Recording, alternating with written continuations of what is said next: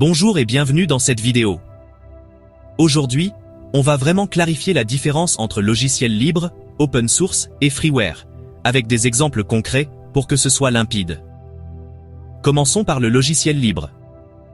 Logiciel libre se traduit en anglais par free software. Attention!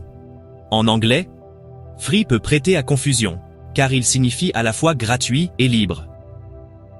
Pour lever l'ambiguïté, on utilise parfois la formule « free as in freedom, not as in free beer » qui signifie « libre comme dans liberté, pas comme dans bière gratuite ».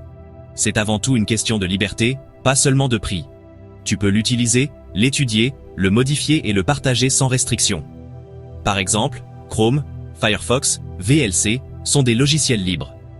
Tu peux télécharger leur code source, l'adapter à tes besoins et même proposer des améliorations à la communauté.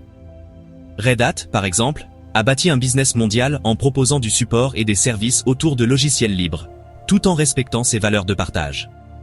Ensuite, l'open source. Ici, l'accent est mis sur la transparence du code.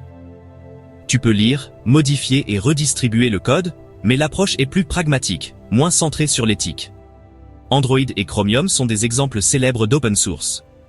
Leur code est public, chacun peut contribuer, mais certaines parties peuvent rester contrôlées par des entreprises. Enfin, de freeware appelé en français un logiciel gratuit. C'est un logiciel à utiliser gratuitement, mais tu n'as ni accès au code source, ni le droit de le modifier ou de le partager librement. Skype ou WinRAR sont des freeware connus. Tu peux les installer gratuitement, mais tu ne peux pas voir comment ils fonctionnent, ni les adapter à ta guise.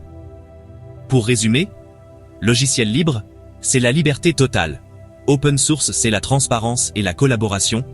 Freeware, c'est juste gratuit à utiliser, sans liberté sur le code. Dans l'univers Linux, ces notions sont essentielles. Elles favorisent l'innovation, l'apprentissage et une communauté mondiale soudée. Alors, quel type de logiciel utilises-tu au quotidien? Dis-le-moi en commentaire, et bienvenue dans le monde du libre.